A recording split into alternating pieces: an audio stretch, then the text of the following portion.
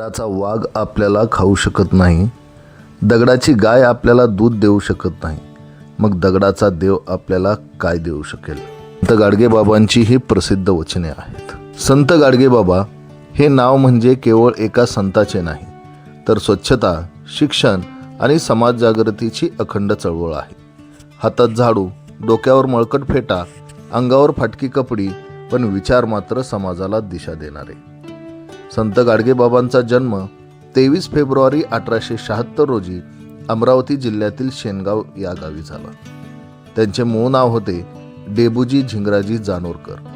अत्यंत गरीब व कष्टकरी कुटुंबात त्यांचे बालपण गेले. गरिबी, उपासमार, अस्वच्छता आणि सामाजिक विषमता हे सारे त्यांनी लहानपणापासूनच अत्यंत जवळून पाहिले. संत गाडगेबाबांना औपचारिक शिक्षण कमी मिळाले, पण अनुभव, निरीक्षण आणि संवेदना हेच त्यांचे खरे शिक्षण होते. त्यांचा विवाह झाला, संसार सुरू झाला, परंतु समाजातील अज्ञान, व्यसन आणि अस्वच्छतेने त्यांचे मन सतत अस्वस्थ राहिले. एक दिवस त्यांनी संसाराचा मोह सोडला आणि समाजसेवेचा वसा स्वीकारला. ते संत झाले, पण मठात बसणारे नाही, तर गावोगाव फिरणारे, लोकांचे जीवन बदलणारे. संत गाडगेबाबा ठामपणे म्हणायचे, देव दगडात नाही, देव माणसात आहे. म्हणून त्यांनी देवपूजा शब्दात नाही तर कृतीतून केली. त्यांच्या कार्याचा कणा होता ग्राम स्वच्छता.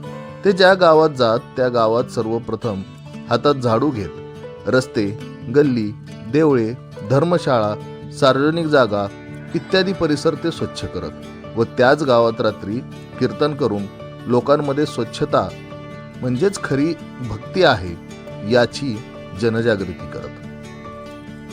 संत गाडगेबाबा हे फक्त झाडू मारण्याचे काम करत नव्हते, तर लोकांच्या मनातील आळस, अंधश्रद्धा आणि अस्वच्छ विचार दूर करण्याचे देखील कार्य करत होते. संत गाडगेबाबा भिक्षा मागतानाही त्यांचे नियम ठरलेले होते. ते भिक्षेमध्ये केवळ धान्य घेत होते आणि त्या धान्यातून गरिबांच्या मुलांसाठी जी काही शाळा, वसतिगृह आणि धर्मशाळा उभारलेल्या आहेत त्यासाठी ते मदत करत होते. त्यांचा ठाम विश्वास होता, स्वच्छता आणि शिक्षण यांच्याशिवाय समाजाचा उद्धार होऊ शकत नाही. आणि याच त्यांच्या विचारसरणीमुळे डॉक्टर बाबासाहेब आंबेडकर यांनी संत गाडगेबाबांच्या कार्याचा मनापासून आदर केला. दोघांचे मार्ग वेगवेगळे होते, परंतु ध्येय मात्र एकच होते, समाजातील शेवटच्या घटकाचा उद्धार करणे. कर्मवीर भाऊराव पाटील यांच्याशी देखील संत गाडगेबाबांचे नाते अत्यंत जिव्हाळ्याचे होते. बहुजनांच्या लेकरांना शिक्षण देणारे कर्मवीर भाऊराव पाटील यांचे कार्य अत्यंत महान असल्याचं गाडगेबाबांचं मत होतं. रयत शिक्षण संस्थेच्या शाळा आणि वसतिगृहांसाठी देखील संत गाडगेबाबांनी भिक्षेतून मिळालेले धान्य व निधी निस्वार्थपणे दिला. अखेर 20 डिसेंबर 1956 रोजी अमरावती जिल्ह्यातील वडाळा येथे या थोर संतांनी देह ठेवला, पण त्यांचे विचार आजही महाराष्ट्राच्या प्रत्येक गावात संत गाडगेबाबा ग्राम स्वच्छता अभियानाच्या माध्यमातून जिवंत आहेत. त्यांच्याच प्रेरणेतून महाराष्ट्र शासनाने संत गाडगेबाबा ग्राम स्वच्छता अभियान सुरू केले आणि या अभियानाचा उद्देश गाव स्वच्छ, सुंदर आणि आरोग्यदायी करणे हा आहे. आज त्यांच्या पुण्यतिथीला फक्त हार अर्पण करून चालणार नाही. आपलं गाव, आपला परिसर, आपली गल्ली आणि आपलं मन देखील स्वच्छ ठेवणं गरजेचं आहे.